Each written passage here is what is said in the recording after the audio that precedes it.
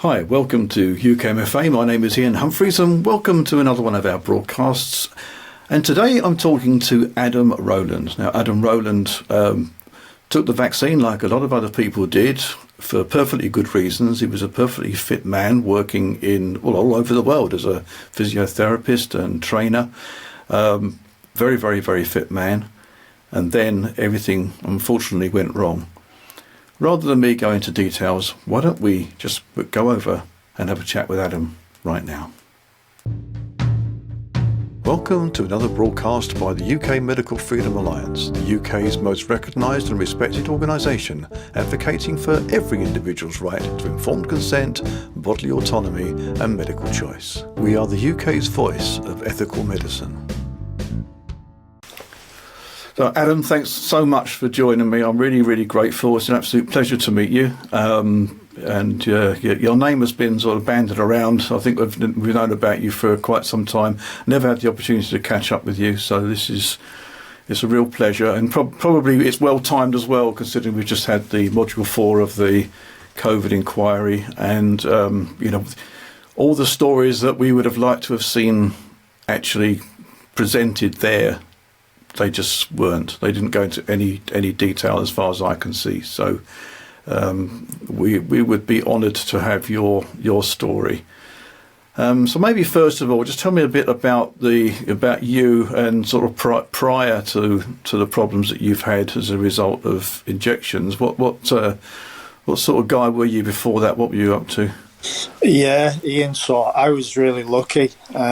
I was doing my sort of dream career, if you like, and living the dream as, life was fantastic for me. I was 46 years of age. I was fittest I'd ever been physically. So I've always been into my sports. That's how I sort of followed my career, really. So I decided I wanted to be a physiotherapist in professional sport. And that's what I was. I ended up being a head of medical, and latterly I was working as a consultant on the PGA Golf Tour with a couple of high-profile golfers, literally travelling around the world and finally, making a bit of good cash as well at my age. I never went into it for cash, but, I was starting to get that as well and recognition. So my job was fantastic. Like I say, I used to train twice a day. So I'd train in the morning before I'd see any of my clients or any of my players, do my work, and then usually finish by the early afternoon and was doing my fitness stuff again. And then I had a family, so I've got my daughters and what have you, and my dogs, and life was really great. I was getting to travel around the world, and I was fortunate enough to be able to treat my daughters and my family to some of the little luxuries and stuff that we hadn't been able to afford when I was sort of younger and stuff. And I was really, really happy. And I guess when I think back now, I feel so stupid for obviously doing what I did and taking the vaccine.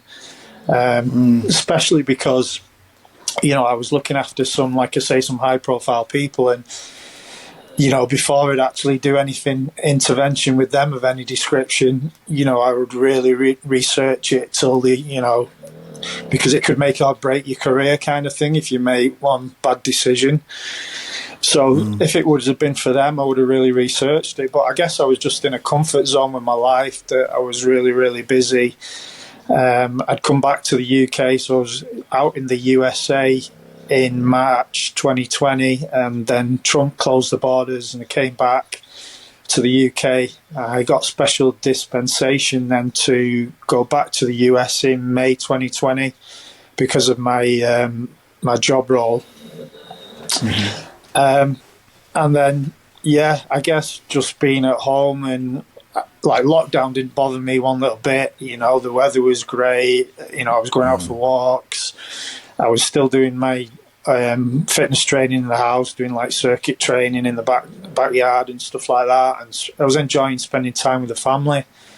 And I was never one for watching TV either, but I think this time my wife worked from home, so she had the TV on constantly in the background. I think all the sort of propaganda and stuff must have filtered into my subconscious, because all I remember was, like I say, it didn't bother me. I wasn't scared or anything.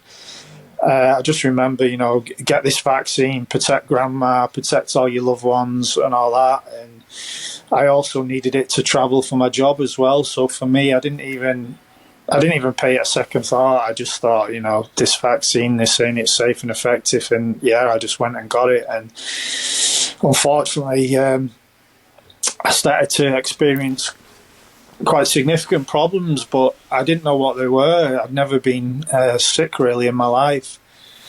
So what time of year would this have been then? Was this sort of early, or late 21 or early 22, something like that? It was very early 21 because I was a healthcare professional. I could get it quite early, so I got it in. Right. Okay. I got it the first week in February 21, and I started to experience these fits, which were really weird in bed at night time. And my wife noticed, and she was like, "What are you doing?" And the fits turned into lots of heart symptoms. But at the time, I didn't really know what was going on with my heart, and I basically and then started suffering insomnia. And I phoned up my GP, and I couldn't get a face-to-face appointment.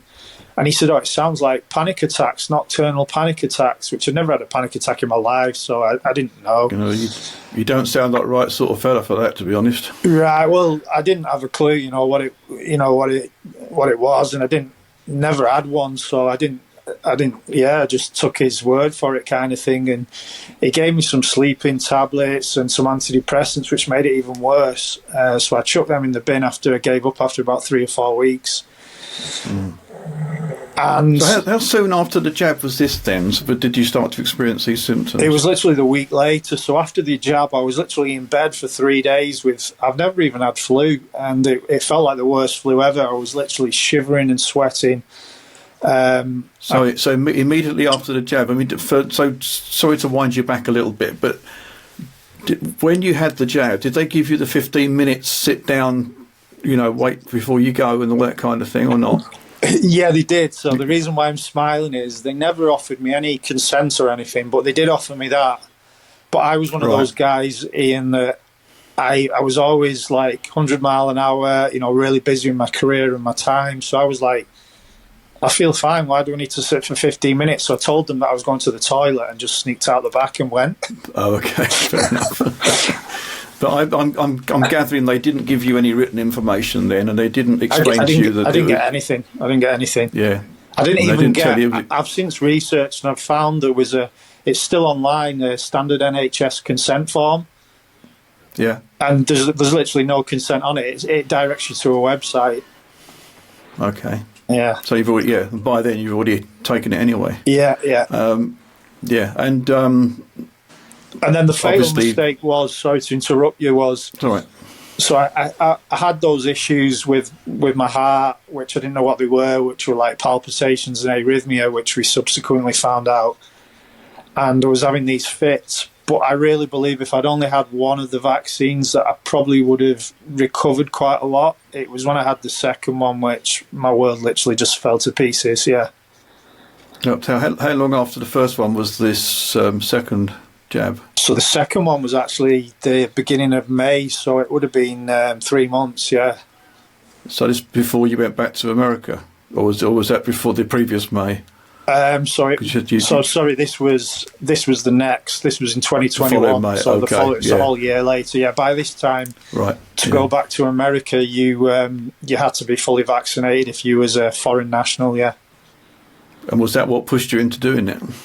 No, to be honest, I thought my main thing was I was doing it for everybody else. So, family and stuff. My wife's mother was ill at the time, so I was one of these. I just thought, I really believed that there was this deadly virus, and I thought if I had that and passed it on to somebody's members of their family and they died and it was because of me, that, I wouldn't have lived with the guilt of it. So that was why I did it. But it's not surprising, really, given the strength of the push that was being used and the coercion, which and you're only human, so it's just a lot of people crumbled under that. I mean, the majority, let's face it, crumbled under that push. So Yeah. Yeah, Yeah. it's understandable. I don't think you should beat yourself up over it, to be perfectly honest. But it's just the result is the problem, isn't it? Yeah, and I feel more stupid because I was working in the hospitals in 2009, I think it was. And I remember there was something called the swine flu vaccine. They were trying to push all the staff to have then, and they were trying to push me to have it. And I was like, I was like, no way. I was like, I just didn't feel right then. And for some reason, maybe I just got more, as I got older, I got more laid back and more, I don't know. But for this time, for whatever reason, I just swallowed it. Yeah. Yeah, but at that time you didn't have this psychological push, did you? You didn't have people standing up in the government telling you that millions and millions of people are dying or going to die, and that you're going to be responsible for causing someone's death if you don't do this. And so it was a different situation, wasn't it? Yeah. Okay, so sorry. Back to the shakes and the tremors and the heart issues. So this again, I guess, just developed into something worse. Yeah, so like I say, I was having all these like what we call non-epileptic fits, and so after the first vaccine, I literally couldn't lie flat in bed because they would trigger them, and I suffer from vertigo, but I still get it, but nothing like it was. It triggered this vertigo in me, but it was vertigo when I was lying flat. It was worse. It was like my head was in a tumble dryer, and it was going like this, spinning forwards. And when I lay down, it'd go like this and this, faster and faster. And if I tried to close my eyes, it was horrendous. So I basically couldn't sleep with it. So I'd lie down, close my eyes, and the vertigo would go more and more and more. And essentially, like, I'd try and ignore it. I'd prop myself up in bed on a 45-degree angle. And as I was falling to sleep, I'd sort of jerk and fit upright out of it. And this would happen, like, sometimes on a bad night, 15 times in a night. Now, after it happened 2 or 3 times, it became quite frightening because I was getting all these, my heart basically felt like it was going to explode out of my chest. So I was getting palpitations, ectopic heartbeats, all this. And I was getting pain. I still can't lie on my left-hand side because of the inflammation in my chest wall. So yeah, it was just horrendous, and it felt like I was basically dying. I mean, they had me wired to the monitors in the hospital, so I was on sort of a constant ECG, and it was pulse oximetry and stuff, and they could see that just before a fit every time, I'd stop breathing and my heart would go out of rhythm for a few seconds, and as soon as I fit upright, everything would right itself again.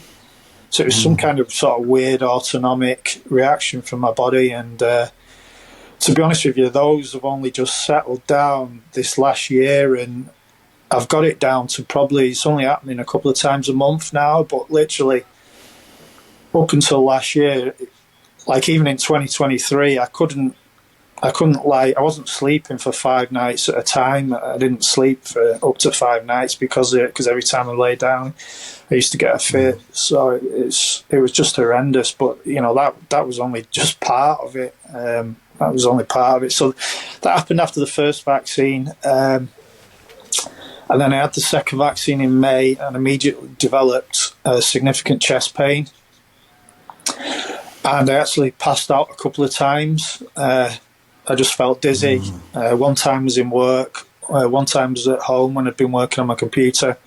I went to stand up, felt dizzy and passed out.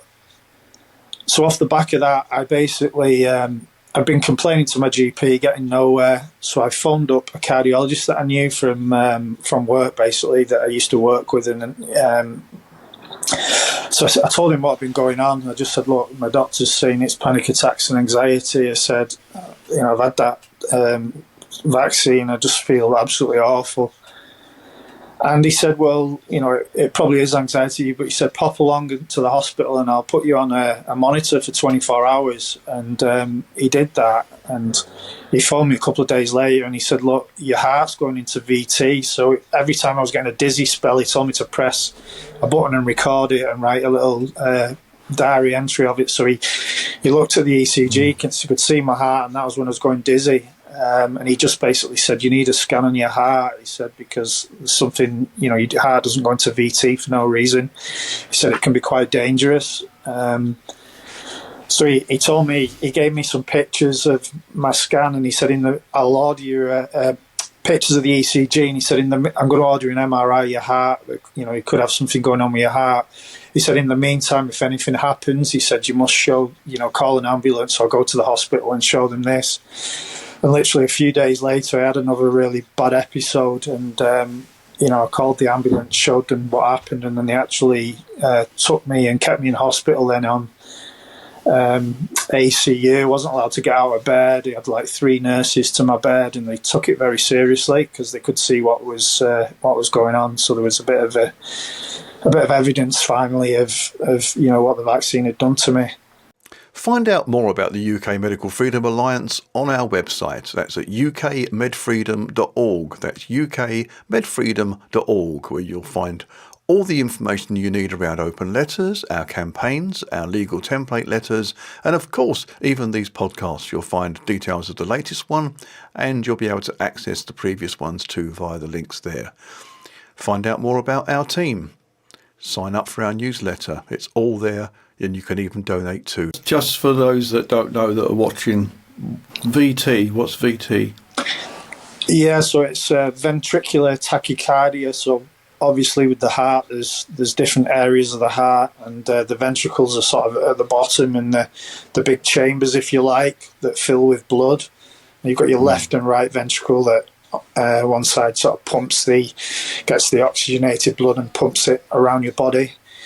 So with VT, essentially what's happening is the ventricles should, contract and relax in sequence to pump the blood around the body. What happens when they're in VT is they're essentially not filling correctly, so they're like quivering like this rapidly. So the chambers aren't sort of filling with blood and squeezing out. They're pumping a little bit of blood and working at a tremendous rate, so it's out of rhythm, if you like.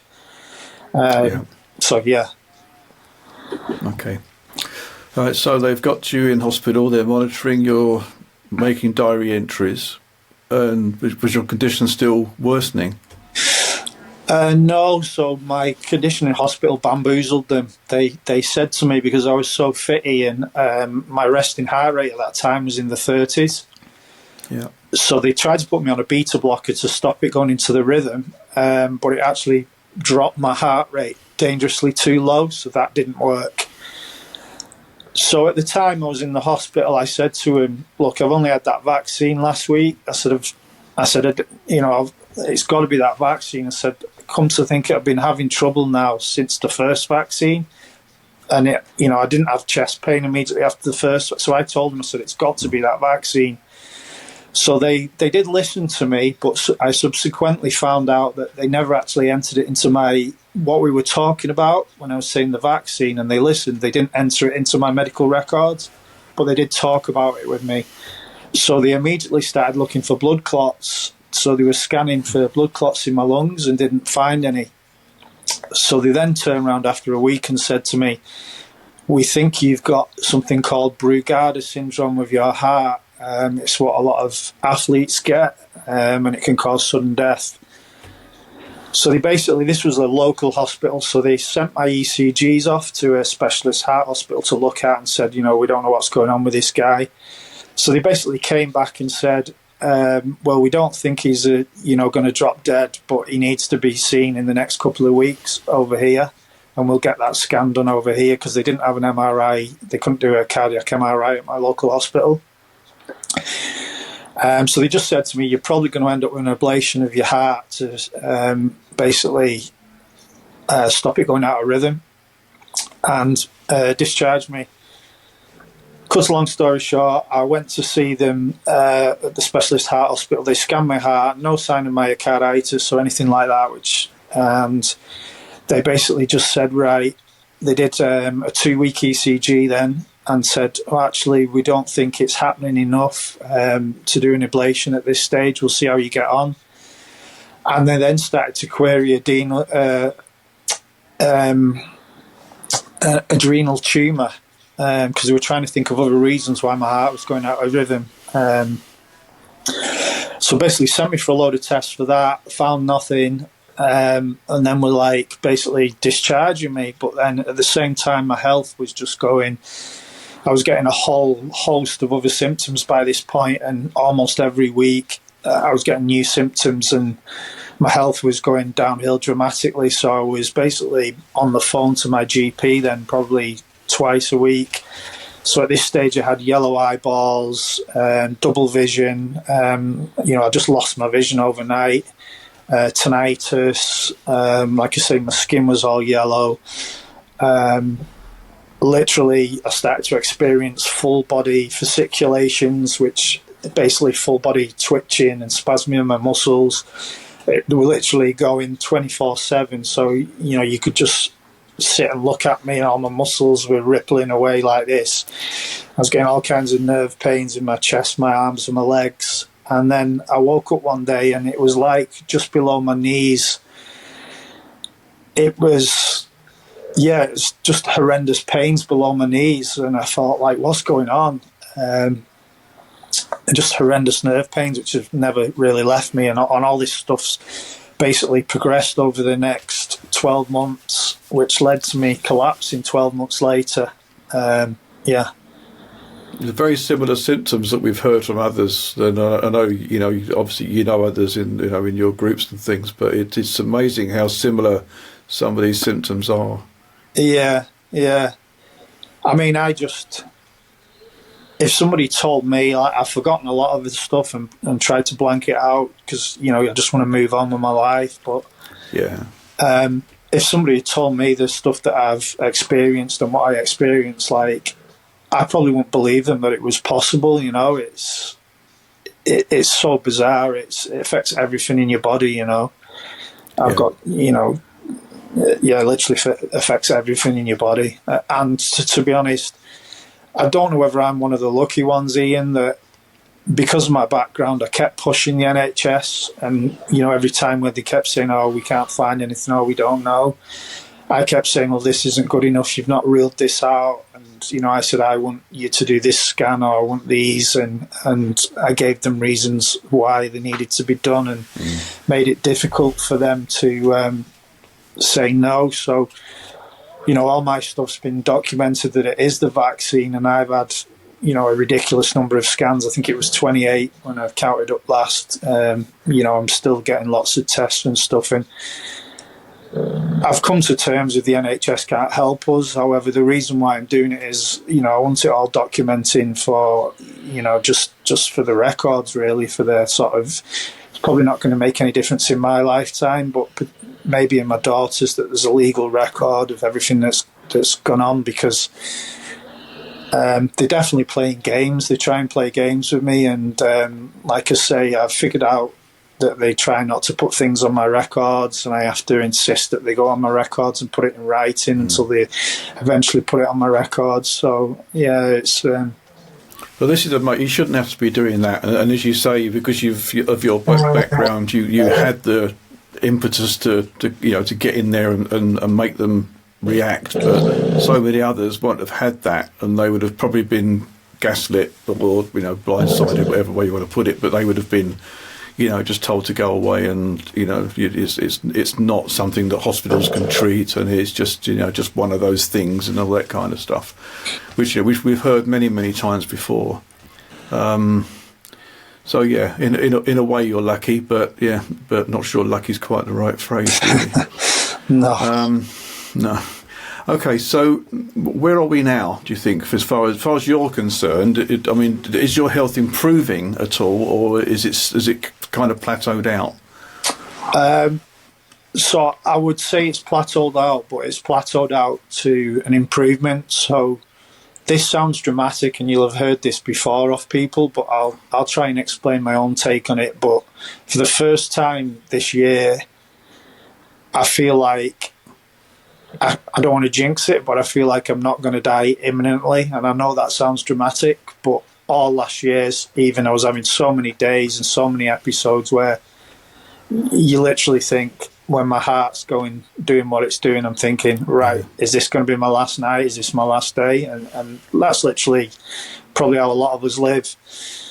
And even Ian, when I speak to people who, I've got a whole list of, things that it's given me, which I can go into more detail about if need be. But even when I speak to the people who say they recovered from the vaccine, who recovered from vaccine injury, they tell me that they all felt like, they've recovered from near death.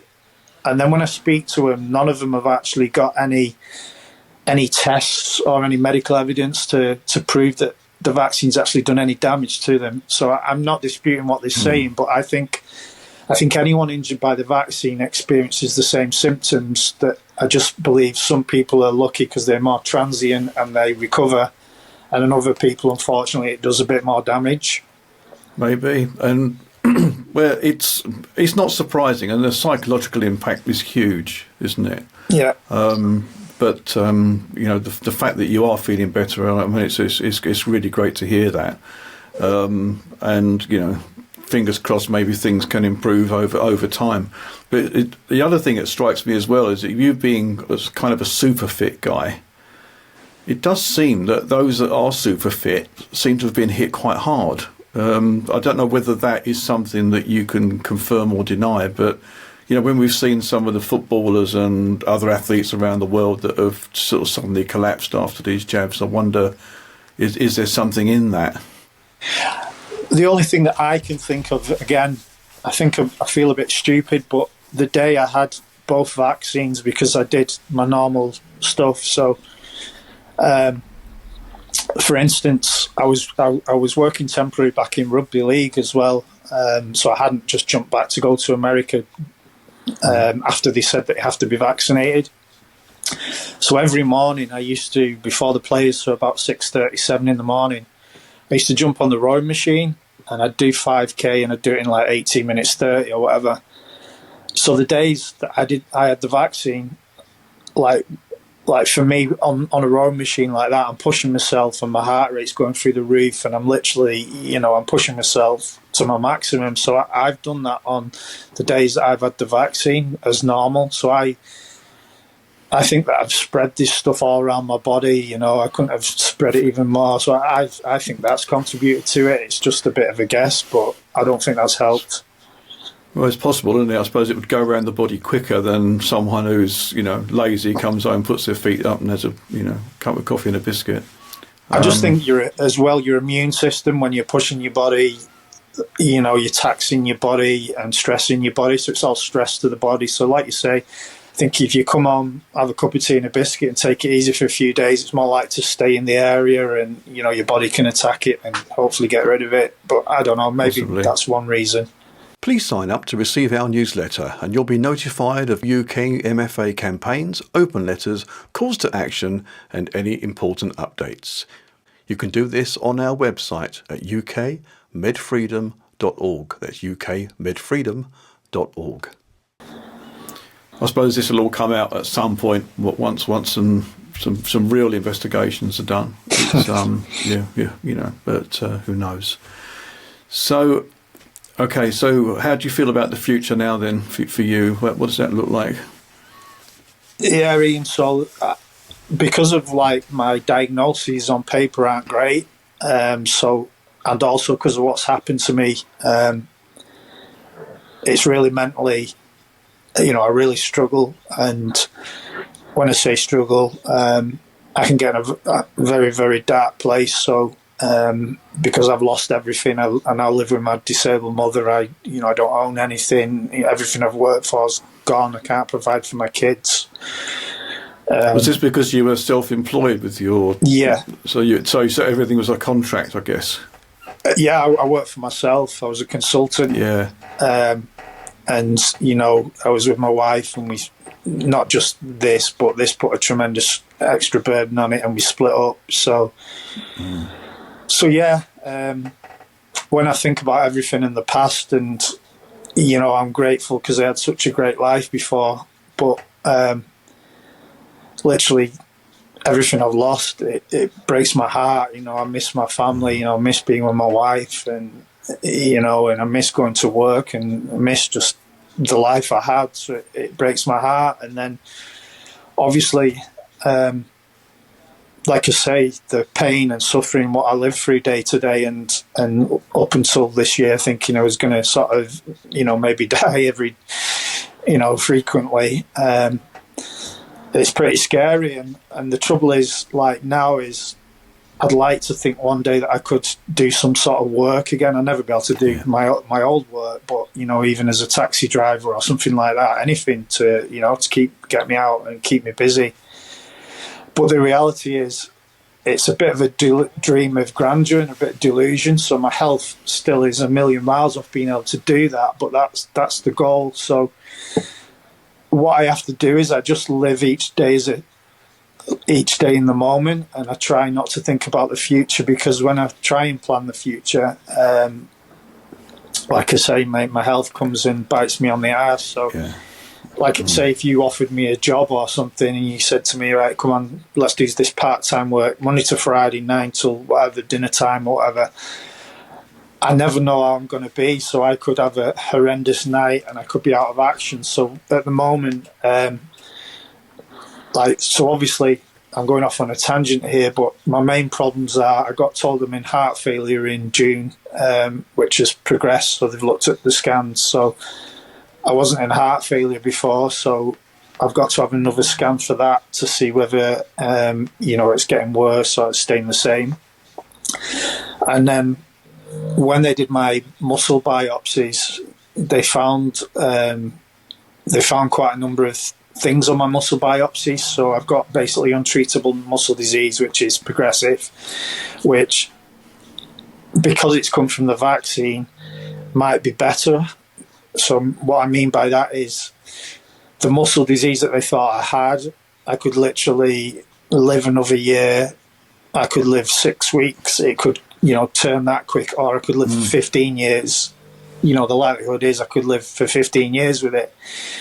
However, the other thing that I suffer with is, what they found on my biopsies is, they found that I've got complement C5 beta 9, which is called the terminal attack complex of your immune system. Right. So it's the higher end of your immune system, and they found that in all my muscles.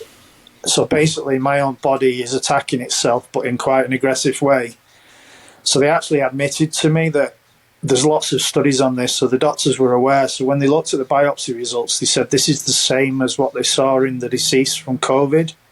So when they've done autopsies of people that died at COVID and looked in their organs, that's exactly what they found in their organs. So the body's been trying to attack something which we can speculate is probably spike protein related.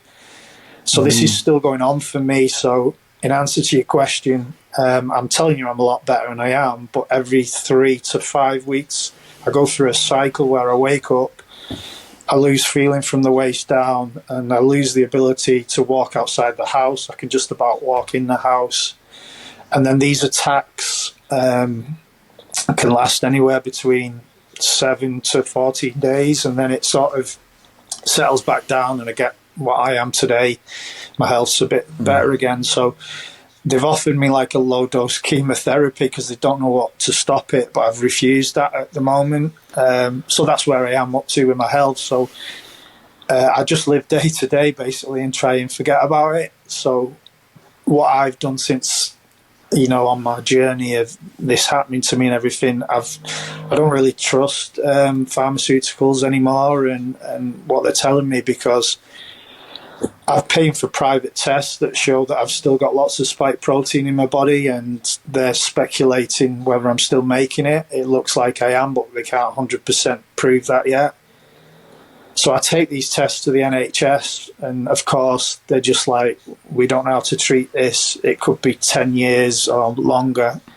The problem that I've got is, because I haven't got like a licensed spike protein in your own body attacking it in your cells and your organs everywhere, there isn't a licensed treatment for that to give you. So giving me chemotherapy is just the best guess. And my kind of thing is, well, it's a fine line. This is just me trying to suppress my immune system, but my immune system's trying to get rid of it, right? So it's like, right. Yeah. And we're reading about all these terrible cancers, and I lost my father and his father very young to cancer. So I've just decided that I just wanted to go down a more natural route, but I just don't know whether that's the right route. And so when you say about my future, I don't want to be a martyr, but nobody knows the future with what they've done to us all. So I just leave each day as it comes, basically. Yeah. No, it's a very comprehensive and very important answer, actually, because and you've highlighted something there about the difference between the NHS and then complementary or other medicines, natural health medicines. The problem is when you go down natural health route, of course, it's all private, and you've got to be able to fund it as well, haven't you? So it's it's a double-edged sword in a way, but. We've heard good things. One thing we're not allowed to do on this channel is give any medical advice, so we can't do that. But obviously, we've got your email address, so we could send you some stuff over, I think, and maybe it might be worth looking into. But for me, the one important thing is we need you around, Adam, because your story is so important. And I know Alex and John, and their stories as well are, they're heartbreaking, but very, very, very important. Yeah. And we just got to keep getting the message out there and driving it home. Well, I've actually, Ian, I've actually written a book. So I mentioned this just because I've written it to my daughters. So my daughters don't know everything, with all, I basically go to these hospital appointments on my own because I've got no one else to go with me. And I've kept it from my daughters. They know what's happened to me, but they don't really know all the horrible stuff that I've been told and all the rest of it. So because I've kept fearing for my life so much, I just thought, what, if something happens to me, it should all be put down. So I got this thought to write this book to my daughters, and then I've decided that there's a bit of work it's not quite ready to, I need to edit it all and stuff. But I thought, what, I should share this. So it's basically an intimate story with my daughters where I'm writing it to my daughters and I'm telling them everything that's happened to me, but then I'm trying to say what I've learned from it. And I'm also sort of all the way through all the brilliant people that I've met, and people like yourself who've given us this opportunity to tell the story, and how important that is, because what would happen if that opportunity wasn't there. And so I've written this book, and hopefully that I can get that published, because at first it was just for them and stuff, but then my target market, if you like, is it's not for the people that know what's going on and such. Like, I don't want this to happen to somebody that don't know what's going on. So I've tried to aim it at like mothers of children who may be, considering vaccinating all their children. And I'm not saying for them not to vaccinate their children, but what I'm saying is this is the reality of what happens when it goes wrong, and this is what you get told. And there's a lot of research in there and proof of a lot of the lies that they've told in that book. So I'm hoping that that can help people too. Yeah. Oh, good on you. So have you got a target date to release that, or have you looked into publishing it yet? Yeah, so I haven't. So what I've so I'll just so I was looking at self-publishing, but then I thought to myself, well, kind of defeats the object, because I'm probably not going to reach much of an audience. So I'm going to have to go down the publishing route, I think, because they can get it on, your W.H. Smiths and all those kind of people.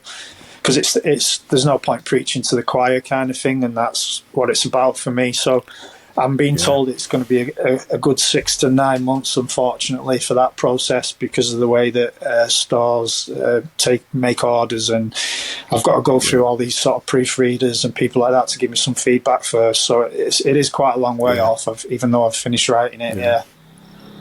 Well, let us know when it's out, because we'll put it out on our channel as well. And to try and reach a few people. We have the same problem that you have, though, in it reaching people that aren't already aware is very difficult. Yeah.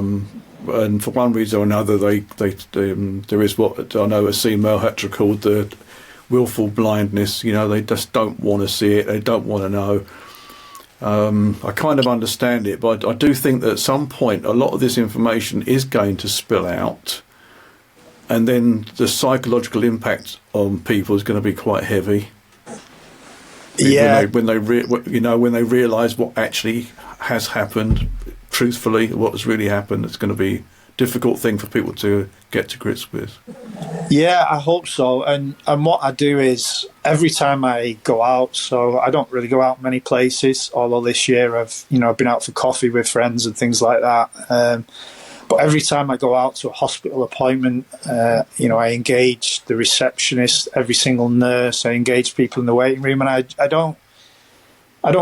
start any conversation just as you would, how are you, and blah, what's brought you here, and then, if people are interested, I tell them bits, and I've been amazed really now that everyone I speak to almost knows somebody, and the difference over this last sort of 12, 18 months, really, we are reaching more people, yeah. Oh, it's everywhere. I mean, I got a cab the other night, and I don't know how we got on the subject. Somehow you seem to, I don't know, psychically know that you can talk to someone about something. But next thing I know, we're fully into the conversation. Yeah. And he knew people who'd lost a friend. A friend of his can no longer walk.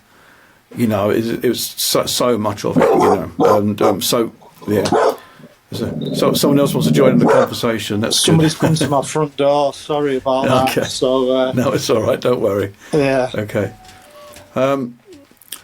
Well, I'm so grateful for you coming on. I don't know if there's anything else that you want to add right now. I mean, the only thing that I suppose we've not really discussed is that inquiry, that COVID inquiry, and just what you think of that right now. How that has impacted you.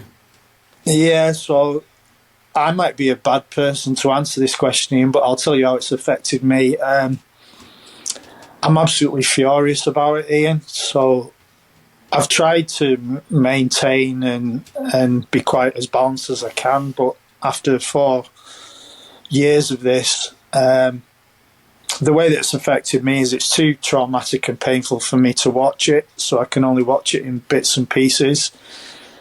It infuriates me because it's basically mitigation and gaslighting of the highest order, in my opinion, and I want to know why the likes of Alex isn't speaking there. People like me aren't speaking there, and when I see the was it Keith Morris, the KC there talking and some of the things that he's saying, and they're still saying that the vaccines have saved millions of lives and they're safe and effective, and it's like nobody's pulling them up on it, and there's so much evidence to counter what they're saying. Unfortunately, it doesn't run like a standard court, does it? You haven't got the other side who can stand up and cross-examine and really put them under pressure. So it's just a pre-written script almost, isn't it? Yeah, and the other thing that's annoying for me as well is, with the WhatsApp message saga. Yeah. Let's be honest here, if it was a drug dealer or somebody else, the WhatsApp messages would be there in an instant. They're never erased. They could get those WhatsApp messages easily, and it's just a farce, Yeah. Well, we'll see what happens when the full report comes out from Baroness Hallett, but I haven't got any great hopes, to be honest with you. I think I'll probably use it to light my fire and keep warm. Thank you so much. I won't keep you any longer. You've been brilliant, and I'm really, really grateful for you coming on. And if you get this book out, we'd love to hear about that. And let's just stay in touch. And if we can touch base again, that'd be fantastic. No, that's great, Ian. Thanks so much. Like I say, we're so grateful for people like you giving us this opportunity. And if any of us can do anything for you or anyone, we've all got to work together on this, because the thing I always say is we know it's not just this. I mean, let's be honest now, it feels like to us we're in the rear view mirror because there's so many other things that are going on, right? But the thing is, if we keep letting them get away with whatever, what's next kind of thing. So I just think it's so important. Yeah. It's so important that we keep these things in people's memories, really. So then people are, seeing everything that's going on, and we do get to more people and make a difference. Absolutely. Brilliant. Well said. Thanks ever so much. Thanks, Ian. Thank you. Catch you again soon. See you. Bye. Bye. Please consider donating to the UKMFA. We are really grateful for all donations, no matter how small. Your donations enable us to continue to lobby for your right to informed consent and medical freedom to be upheld, and to provide resources to educate and empower the public. There are multiple options for donating. One is that you can scan the QR code that's on this video right now, or you can go to the link that is featured in the description below this video, or you can go onto our website and contribute via donor box, or you can buy us a coffee.